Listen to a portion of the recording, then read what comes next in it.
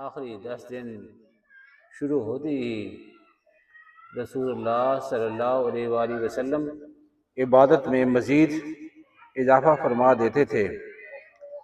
کیا آپ جانتے ہیں کہ انہی دنوں میں ایک ایسی رات آتی ہے جو 1000 مہینوں سے بہتر ہے۔ آخری جو عشرہ ہے اس کی بہت زیادہ اہمیت ہے۔ عائشہ رضی اللہ تعالی عنہ فرماتی ہیں کہ جب آخری عشرہ آتا تو نبی کریم صلی اللہ علیہ وآلہ وسلم کیا کرتے تھے؟ راتوں کو جاگتے تھے، اپنے گھر والوں کو بھی جگاتے، عبادت میں خاص اہتمام فرماتے،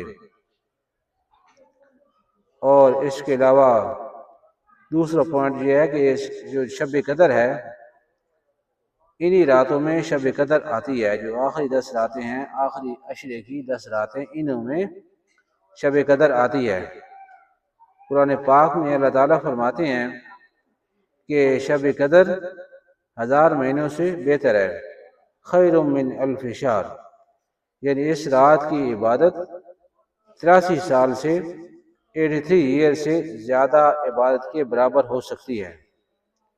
آدمی کی اگر 83 سال زندگی بھی ہو جائے تو ساری زندگی عبادت نہیں کر سکتا، لیکن اس ایک رات نصیب ہو جائے تو 83 سال سے زیادہ عبادت کے برابر ہو سکتی ہے۔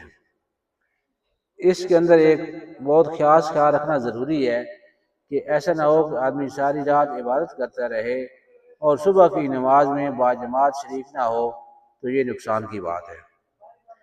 اس لیے آدمی رات کو اتنا جاگے تاکہ صبح کی نماز باجماعت ادا کر سکے، پھر تو فائدہ ہے۔ اگر صبح کی نماز جماعت سے رہ گئی یا قضا ہو گئی، پھر رات کو نفلی عبادت کرنے کا فائدہ اتنا نہیں ہے۔ تیسرا پوائنٹ یہ ہے کہ جو آخری 10 دن ہیں، آخری عشرہ ہے، اس میں کیا کیا جائے؟ ان دنوں میں عبادات زیادہ کریں۔ کون سی عبادتیں ہیں؟ پہلا نمبر یہ ہے کہ کثرت سے نماز اور نوافل۔ امام زین العابدین جو تھے وہ 1000 رکعت نفل روزانہ پڑھتے تھے۔ آج ہم جن بیماریوں کا شکار ہیں اس کی بنیادی وجہ یہی ہے کہ فزیکل ایگزرشن وہ کم ہو گئی ہے، فزیکل فٹنس نہیں رہی۔ جس آدمی نے 1000 رکعت نفل پڑھنے ہیں، اس کا مطلب یہ ہوا کہ اس نے 2000 سجدے ادا کرنے ہیں، 2000 دفعہ نیچے جانا ہے سجدوں کے لیے۔ سملرلی اس نے 1000 رکعت میں 1000 دفعہ رکوع کرنا ہے، سبحان ربی العظیم کہنے کے لیے جھکنا ہے۔ یہ اس کی بہترین ایکسرسائز بھی ہے اور عبادت بھی ہے۔ اور دوسرا پوائنٹ یہ ہے کہ قرآن پاک کی تلاوت کی جائے۔ قرآن پاک کی تلاوت بغیر ترجمے کے بھی پڑھا جائے اور ترجمے کے ساتھ بھی پڑھا جائے۔ بغیر ترجمے کے اس لیے پڑھنا ہے کہ الفاظ درست ہو جائیں، ان کے صحیح مخارج سے ادا ہوں، جیسے پروننسیشن ان کی جیسے ہوتی ہے وہ صحیح ہو جائے۔ اور ترجمے سے اس لیے پڑھنا ہے تاکہ پتہ چلے کہ میں جو کلام پڑھ رہا ہوں میں کیا بات اللہ پاک سے کر رہا ہوں، اللہ پاک مجھ سے کیا بات کر رہا ہے۔ اور تیسرا کام جو کرنا ہے وہ استغفار اور دعا کرنی ہے۔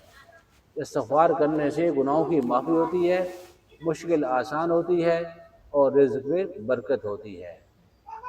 اور چوتھا پوائنٹ یہ ہے اگر ممکن ہو اف پاسبل تو اعتکاف کیا جائے۔ ناظرین، ریسپیکٹیبل ویورز، رمضان کے یہ آخری دن بہت قیمتی ہیں، انہیں ضائع نہ کیا جائے۔ کیا معلوم کہ یہی رات ہماری مغفرت کا سبب بن جائے۔ اگر ویڈیو پسند آئے تو لائک، شیئر اور سبسکرائب ضرور کریں، اور آپ تجویز دینا چاہیں تو آپ کی رائے ہمارے لیے مشعل راہ ہوگی۔ آپ کی رائے بہت قیمتی ہوگی، تو کمنٹ سیکشن میں اپنی رائے ضرور دیں۔ بہت شکریہ، جزاکم اللہ خیراً، تھینک یو ویری مچ۔